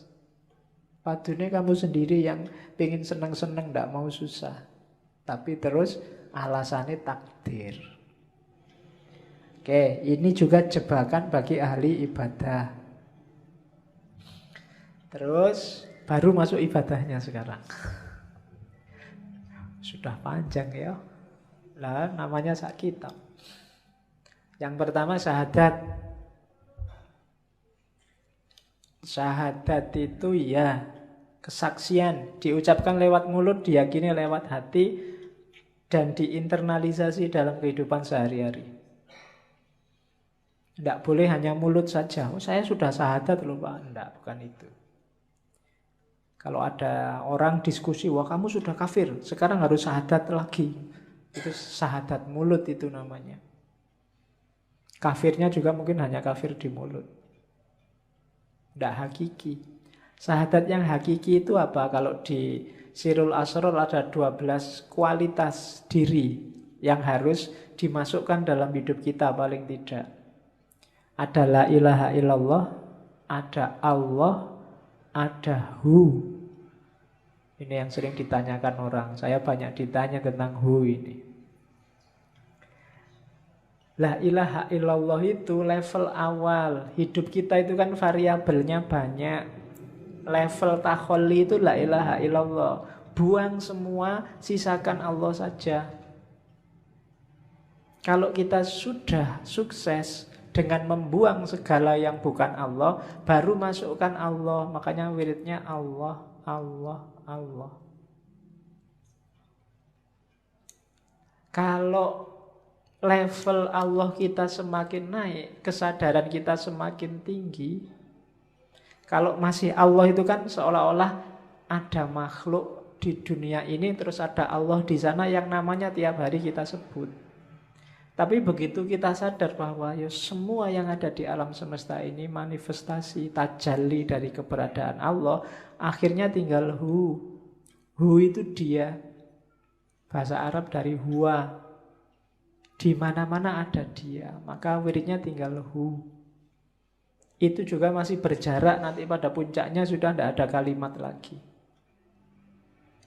Jadi ada Allah, awalnya la ilaha illallah, terus Allah, terus huwa, dia. Terus kualitas-kualitas yang lain yang harus kita hidupkan dalam kehidupan sehari-hari. Yang pertama al-haqqu. Kita harus, Allah itu maha kebenaran, dan kita harus menghidupkan kebenaran dalam hidup kita. Orang yang hidupnya memilih jalur bukan jalur kebenaran, berarti dia keluar dari syahadat. Keluar dari kesaksiannya bahwa satu-satunya yang layak disembah hanya Allah. Yang kedua hayyun, maha hidup. Hiduplah sebagai manusia dengan segala tanggung jawab tugasmu sebagai abdun dan khalifah. Qayyum, maha tegak, maha berdiri. Qahar, maha menaklukkan. Fattah, fattah itu pembuka. Wahhab, maha memberi. Ini dalam hidup kita sehari-hari, dasarilah dengan ini. Yakinlah bahwa apapun yang kita peroleh di dunia diberikan oleh Allah. Apapun masalah kita, Allah yang ngasih solusi, ya Fattah. Apapun yang kita alami dan kita lakukan dalam hidup kita, itu Allah lah yang menentukan. Namanya Qahar. Dan apapun yang terjadi, Allah yang mewujudkan. Qayyum. Ini prinsip-prinsip yang kita jalani setiap hari. Kalau kita yakin ada orang lain yang bantu kita mewujudkan keinginan kita, bukan Allah, berarti menyalahi syahadat dan seterusnya. Dan yang tiga yang terakhir itu wahid, ahad, somad. Wahid itu yang nomor satu, ahad itu yang satu-satunya, tunggal. Kalau wahid dalam hidup kita, Allah harus nomor satu. Urusan apapun tidak boleh mengalahkan urusannya Allah. Itu berarti wahid. Kalau wahid nanti ada isnen, ada salasa. Nah, Allah harus selalu number wahid. Selalu nomor satu. Ngaji apa jalan-jalan? Kira-kira yang lebih disukai Allah yang mana? Oh, lebih disukai ngaji. Aku milih ngaji. Itu berarti wahid. Allah kita nomor satukan. Cari pacar dulu apa kuliah? Nah, yang diridhoi Allah, yang sunnah itu nyari istri, Pak. Jadi saya nyari pacar dulu. Allah lebih suka kita punya anak banyak misalnya. Pokoknya cari prinsip yang menomorsatukan Allah dalam hidup. Yang kedua ahad. Kalau ahad itu ya Allah lah satu-satunya. Selama ini kita mendefinisikan tauhid itu Allah yang ahad, ya, yang maha esa, yang tunggal. Cuma dalam prakteknya yang membuktikan bahwa kita yakin Allah ahad itu Allah yang wahid. Ketika Allah kita nomorsatukan dalam hidup kita. Buktinya apa bahwa Allah itu wahid? Allahus somad.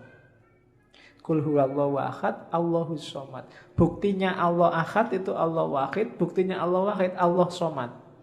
Allah satu-satunya tempat kita bergantung. Jadi satu-satunya tempat kita bersandar itu Allah. Itu baru kita syahadat beneran. Kita tidak menggantungkan diri pada ijazah, pada IP, pada gelar, pada uang, pada jabatan, pada pekerjaan. Allah saja tempat kita bersandar, itu berarti Allahus somad. Ini kualitas syahadat nomor 1.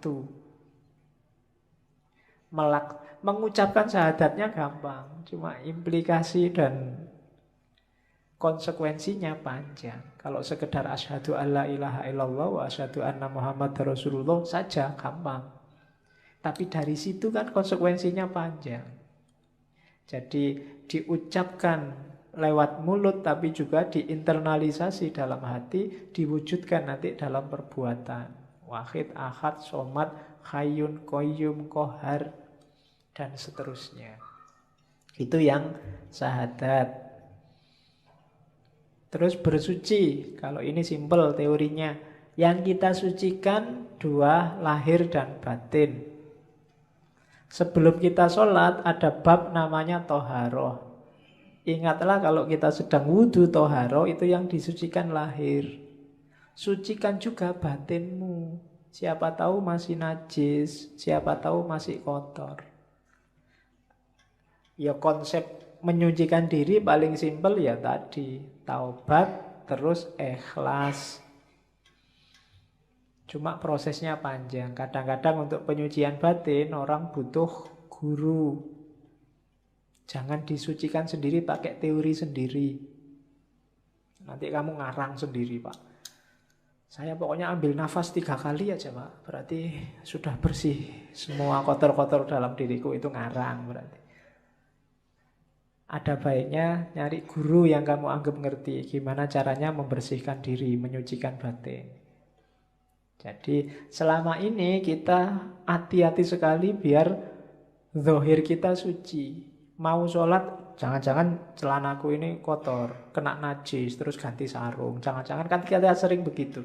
Ya bagus, cuma pernah nggak kita khawatir hati-hati dengan kesucian batin.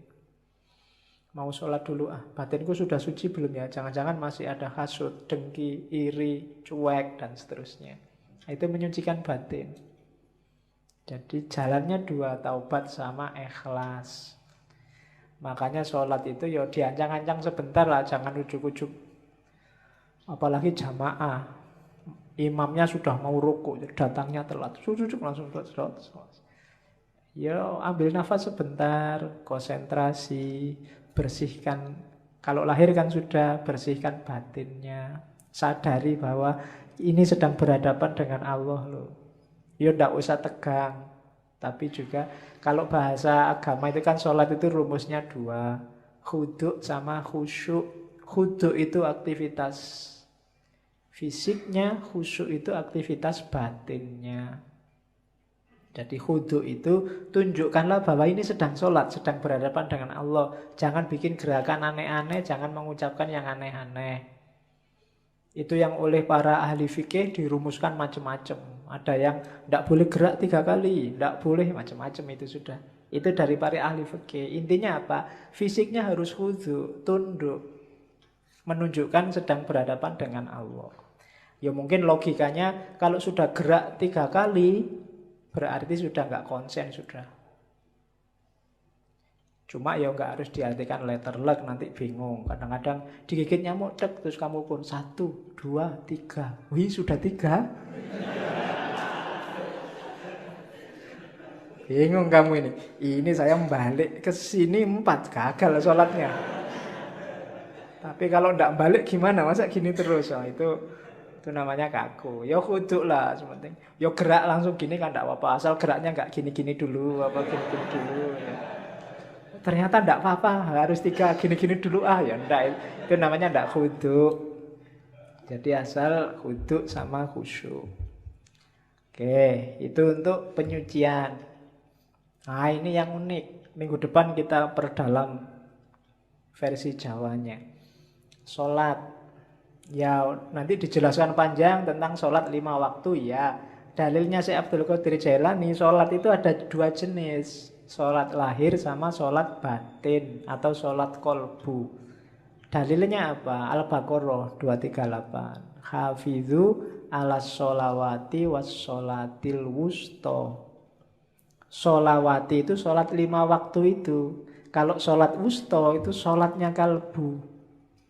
Kenapa disebut sholat wusto? Karena kalbu itu letaknya di tengah-tengah tubuh kita. Dan kalau kita sholat fisiknya, kalbunya harus sholat.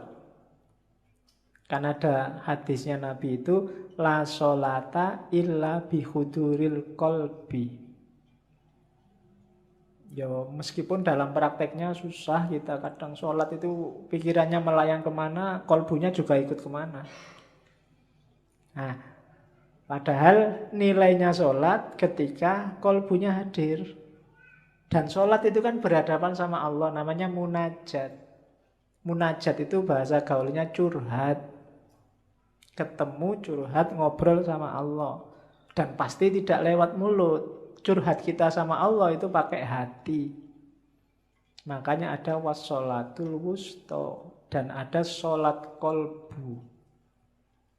Nah, dirumuskan oleh Syekh Abdul Qadir Jailani, kalau sholat wajib yang lahir itu cuma 5. Sholat kolbu inilah yang anytime, yang harus kita bawa tidak hanya waktu sholat, tapi di luar sholat. Kolbu kita yang tadi waktu sholat hadir juga harus sholat di luar waktu sholat. Sholatnya apa sih kolbu kita itu? Ini loh. Jadi sholat kolbu itu tidak ada waktunya, terus-terusan. Ini yang sholat tanha anil fasya wal mungkar, itu sholat kalbu. Biar sholatnya tidak fisik saja, dilakukan terus-terusan. Yo, simbolisnya masjidnya itu hati. Harus berjamaah. Berjamaah itu apa? Seluruh anggota tubuh, seluruh batin harus ikut. Kemudian imamnya apa? Ketundukan pada Allah. Kiblatnya apa? Ya Allah yang ada di mana-mana. Jadi kalau sholat wajib yang 5 waktu, simbolisnya sama semua ngadep kiblat. Tapi sholat kolbu ini karena di mana-mana ada Allah, ya segala aktivitas kita, saya ngaji ngadep ke timur, kamu ngadep ke barat, ada yang ngadep ke utara, ada yang ngadep ke selatan. Kalau ini dalam rangka tunduk pada perintahnya Allah, itulah sholat kolbu. Wajahnya Allah ada di mana-mana. Jadi hidup yang selalu mempertimbangkan apa keinginannya Allah, apa yang dimaui Allah. Itulah sholat kolbu. Prinsipnya apa? Katanya Syekh Abdul Qadir Jailani, iyyaka na'budu wa iyyaka nasta'in. Sehari-hari hidup kita bawalah iyyaka na'budu wa iyyaka nasta'in. Hanya padamu ya Allah aku tunduk, aku menyembah, dan hanya padamu aku minta tolong. Jadi meskipun keluar dari masjid, sudah selesai sholat wajibnya, kolbunya harus tetap sholat. Tetap iyyaka na'budu wa iyyaka nasta'in. Inilah nanti kualitas sholat yang bisa tanha anil fasya wal mungkar. Jadi kalau kalian heran, Pak, ini ada orang sholat wajibnya rajin, tiap hari ke masjid, 5 waktu nggak pernah telat, tapi kok masih mau korupsi ya? Masih mau menyakiti orang lain ya? Kata-katanya masih menyakiti hati orang lain. Nah, itu yang sholat baru fisiknya, kalbunya belum sholat. Katanya si Abdul Qadir Jailani, ya harus sholat kolbu. Tidak hanya di masjid, tapi setiap detik kehidupannya isinya adalah sholat. Itulah nanti yang disebut sholat batin. Zakat sekarang, namanya aja ibadah. Ada zakat batin. Zakat batin itu yang jelas menyucikan harta dan diri. Jadi zakat itu kalau istilah di kitab itu sedekah yang indah. Diingat-ingat kalau zakat jangan mikir balasan. Kalau sedekah jangan mikir balasan. Yang jelas mikir balasan itu menunjukkan tidak ikhlas. Saya sedekah sekian, tenang aja, nanti kembalinya.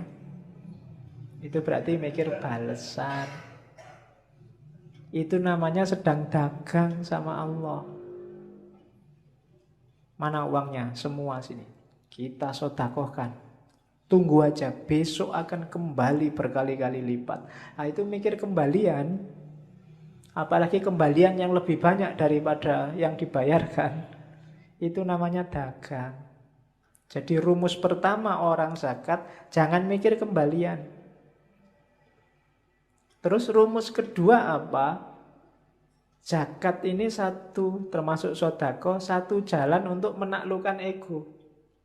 Orang itu biasanya sama miliknya itu melekat. Duekku, milikku. Jangan sentuh milikku, hati-hati tak sikat kamu. Nah, itu kan orang biasanya gitu egoisnya. Motorku, habis dipinjam temenmu terus enak aja minjem, bannya gembos, bensin gak diganti. Itu kan ciri manusia kan gitu. Melekat sama kepemilikannya. Perintah zakat, perintah sedekah itu latihan membunuh egomu. Yang tadi melekat sama dunia itu loh. Latihan dipisah. Itu antara lain lewat zakat. Dan jangan dikira kamu zakat, kamu sedekah itu nolong orang.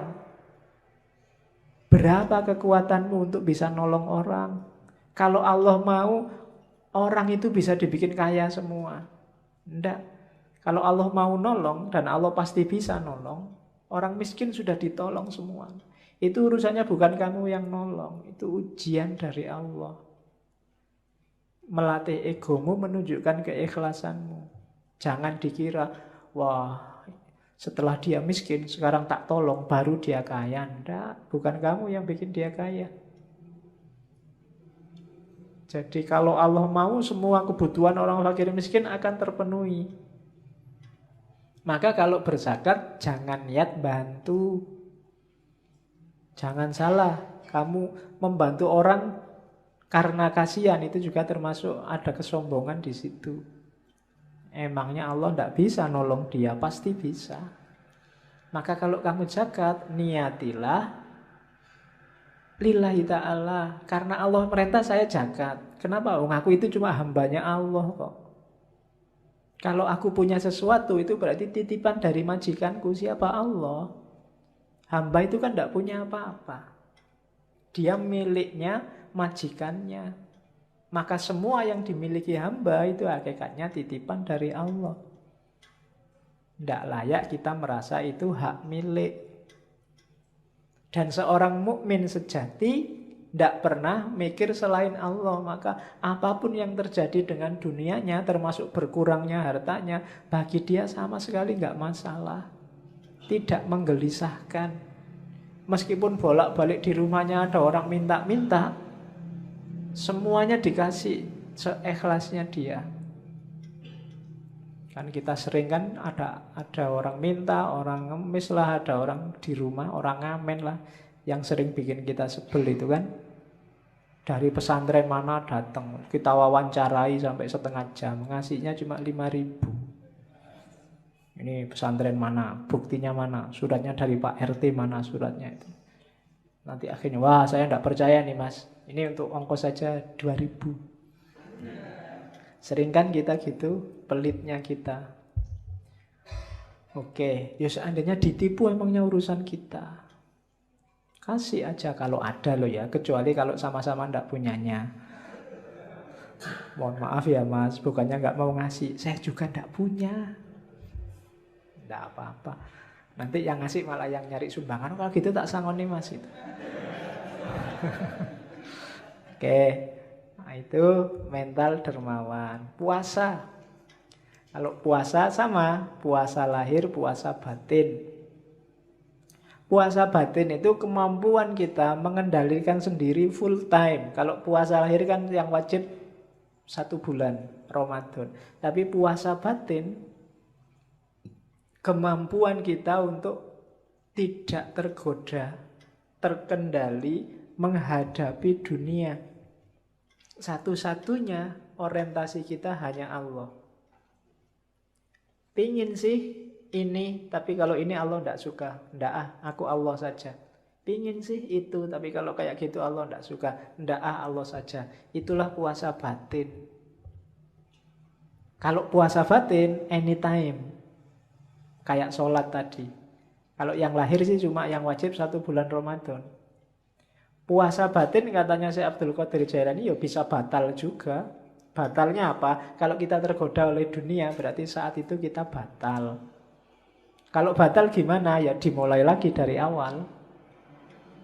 Jadi itulah puasa lahir dan puasa batin. Terus haji. Ini haji saya nggak sempat nerjemah, tak potong aslinya. Kalau haji syariat kita sudah tahu ada manasiknya. Kalau haji hakikat gimana? Fazadahu wa rokhilatahu awalan al-mailu ila sohibit talqin wa akhodahu minhu.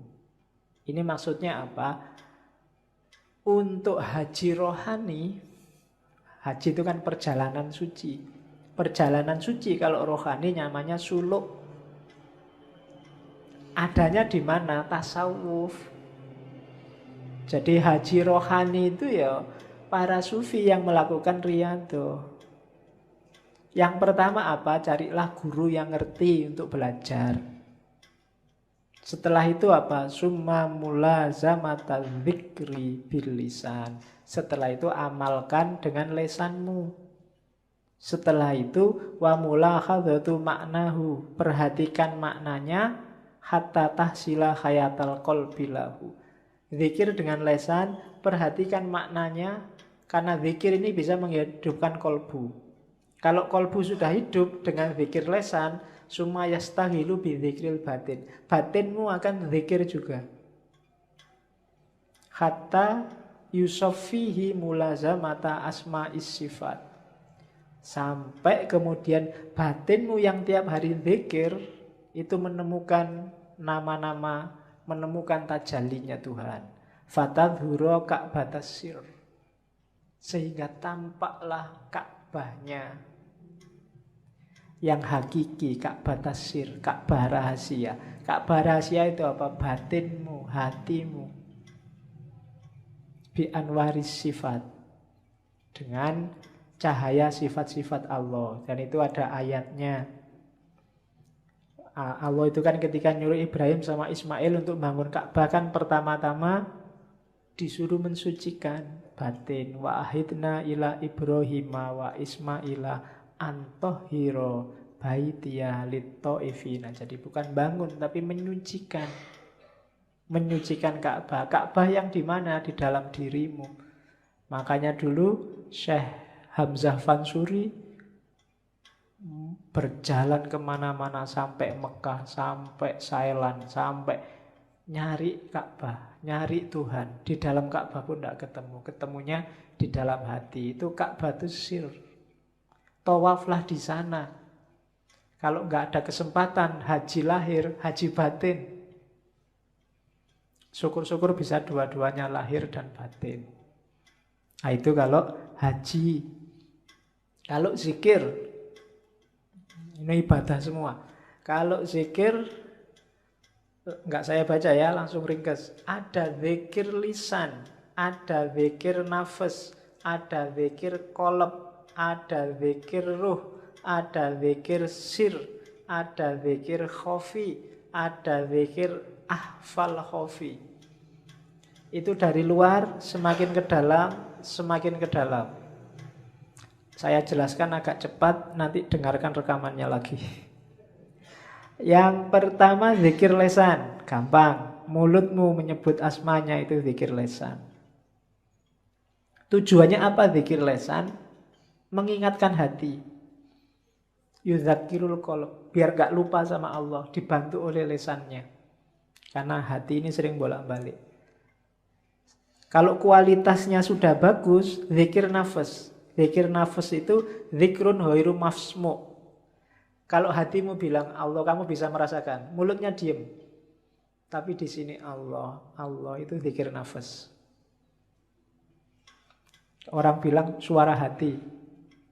Kayak ada film yang bisa mendengarkan hatinya orang ngomong. Kata hatimu apa kedengeran, itu nafas. Jadi zikir nafas itu ya sama sebenarnya kayak mulut tapi yang membunyikan sini.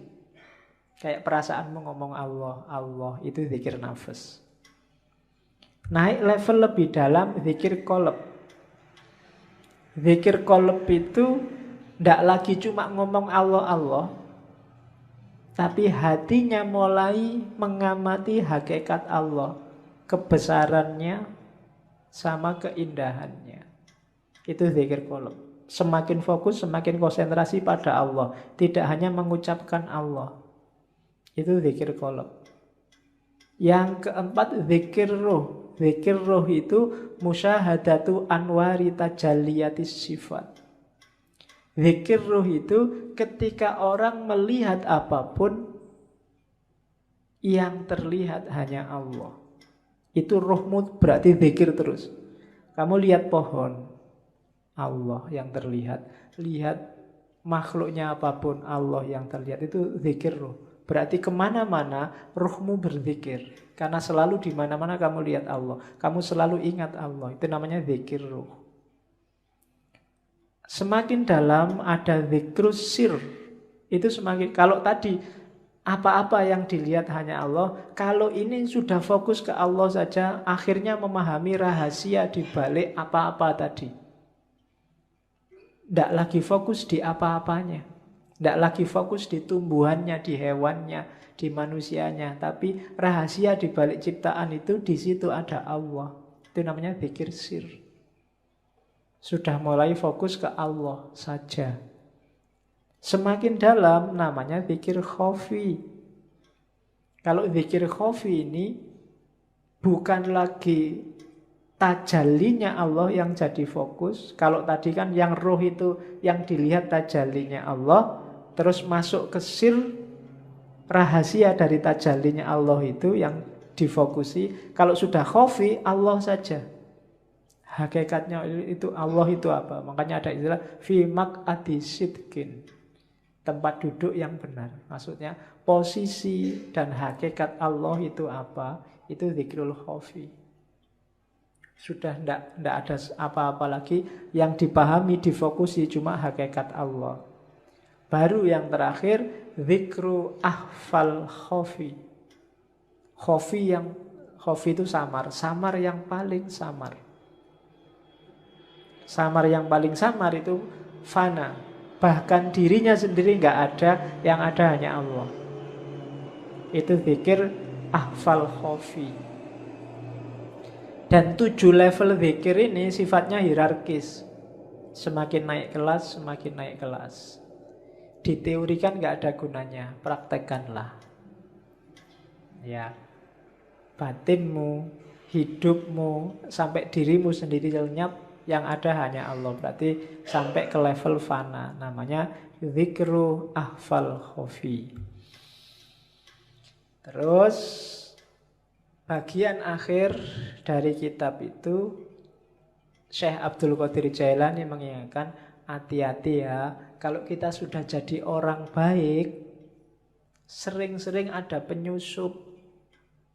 Penyusupnya itu apa? Sifat-sifat buruk yang kita tidak sadar. Orang baik yang tersusupi sifat buruk, ya karakternya berarti dia sekarang jadi orang buruk. Dan itu katanya si Abdul Qadir Jailani, contoh hadisnya banyak. Misalnya, marah itu merusak keimanan sebagaimana cuka merusak madu. Al-ghadabu yufsidul iman kama yufsidul khallu pada madu. Jadi hati-hati ya orang beriman, ojo nesunan, ojo ngamuan. Kalau kamu ngamuan, imanmu rusak. Jangan beragama dengan marah. Marahmu itu merusak imanmu sebagaimana cuka merusak madu. Ini hadis populer sebenarnya. Cuma kita jarang merenung, jarang tafakur. Jangan-jangan kita golongan orang beragama yang ngamuan. Begitu kamu ngamuan, ya berarti imanmu rusak. Kayak madu yang dirusak oleh cuka. Ada lagi contohnya, al-hasadu yakulul hasanat kama takulun narol khatobah. Ini apalan zaman sanawiyah dulu. Hasad itu membakar kebaikan sebagaimana api membakar kayu. Hasad itu senang lihat orang lain sumpek dan sumpek lihat orang lain senang. Itu namanya hasad. Kalau kamu hasad, kebaikanmu habis terbakar. Ada lagi, ghibah. Ini yang mungkin kamu jarang dengar ya. Al-ghibatu asyaddu minas zina. Ghibah itu ngomong orang lain, menggunjing yang tiap hari kita lakukan lewat Facebook, WA. Itu asyaddu minas zina. Lebih buruk daripada zina. Dahsyat ya. Tapi jangan dibalik ya. Daripada kita ghibah, zina aja lah. Iya, mikirmu mesti gitu. Ya, hati-hati jangan ghibah. Ini kalau di Sirul Asror nanti di bawah ada. Kalau pengen ngejar sanatnya ada rangkaian sanatnya. Ada lagi, al-fitnatu na'imatun. Fitnah itu sesuatu yang tertidur. Dan Allah melaknat siapapun yang membangunkannya. Siapa yang suka fitnah, bikin berita hoax, Allah akan melaknatnya. Orang bakhil itu tidak akan masuk surga meskipun dia abid atau zahid. Ada lagi, riya itu syirik khafi, syirik yang tersamar. Ada lagi, para pemfitnah itu tidak akan masuk surga. An-nammamu la yadkhulul jannah. Ini hadis-hadis yang menunjukkan sebaik apapun kamu, kalau menyusup dalam dirimu sifat-sifat buruk, maka tidak ada gunanya kebaikanmu semuanya. Ibadahmu, kesolehanmu, segalanya akan rusak kalau dia masuk sifat-sifat buruk. Namanya orang-orang yang mufsidin, rusak dan merusak. Maka hati-hati dengan moralmu, mentalmu. Oke, ini kalimat penutup. Kalau di Sirrul Asror, yang bagi ayyakuna lisaliki fatonan basiron nadhiron ila khawatimil umur. Seyogyanya, karena kita di Jogja, nah, ya kan yang bagi kan sejogjanya, masuk sesolonya kan enggak. Oke, sejogjanya seorang salik itu harus fatonah, pinter, cerdas, basiron, mampu membaca realitas rohani, itu basiroh. Nadhiron, mampu melihat realitas materi, ila khawatimil umur, hingga ke hakikat segala sesuatu. Jangan tertipu seorang salik. Wa yatafakkaru fi idbariha, dan berpikir, bertafakur, mencari hikmah terhadap peristiwa yang sudah terjadi. Walayah tarro bidhohiril akhwal, dan tidak tertipu dengan Zohirnya sesuatu, zohirnya satu kondisi. Jangan ketipu dengan lahirnya. Faqodittafaqo ahlat tasawufi, dan sudah bersepakat, sungguh telah sepakat para ahli tasawuf, annasalika ilal ahwal yahfalu an mukhawwiliha, bahwa seorang salik yang hanya ambisi mengejar ahwal, biar dapat karomah, biar naik derajatnya, biasanya melupakan orang yang memberikan ahwal, yaitu Allah. Itu salah satu ketertipuannya. Kayak seperti firman Allah, fala ya'manu makrallahi illal qaumul khasirun, dan tidak akan merasa aman dari tipu daya Allah kecuali orang yang rugi. Jangan merasa sudah benar, sudah selamat, sudah pas, karena kalau kita merasa itu kita akan rugi. Sebagaimana dalam hadis qudsi selanjutnya, peringatannya Allah pada Nabi Muhammad, ya Muhammad basyiril mudhnibina bi anni ghafurun wa anziris shadiqina bi anni ghayurun. Wahai Muhammad, gembirakanlah orang-orang yang berdosa, karena aku ini maha pengampun. Dan peringatkan orang-orang yang benar, para shadiqin, bi anni ghayurun, karena aku ini maha mengubah. Jangan gembira dulu orang-orang yang hari ini merasa benar, karena Allah maha mengubah.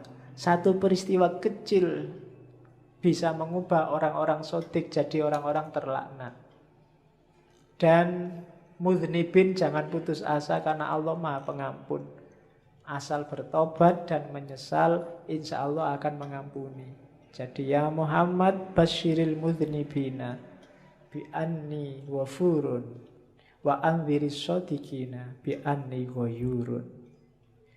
Alhamdulillahirabbil alamin. Ya, kita sudah selesaikan sebagian dari Sirrul Asrar.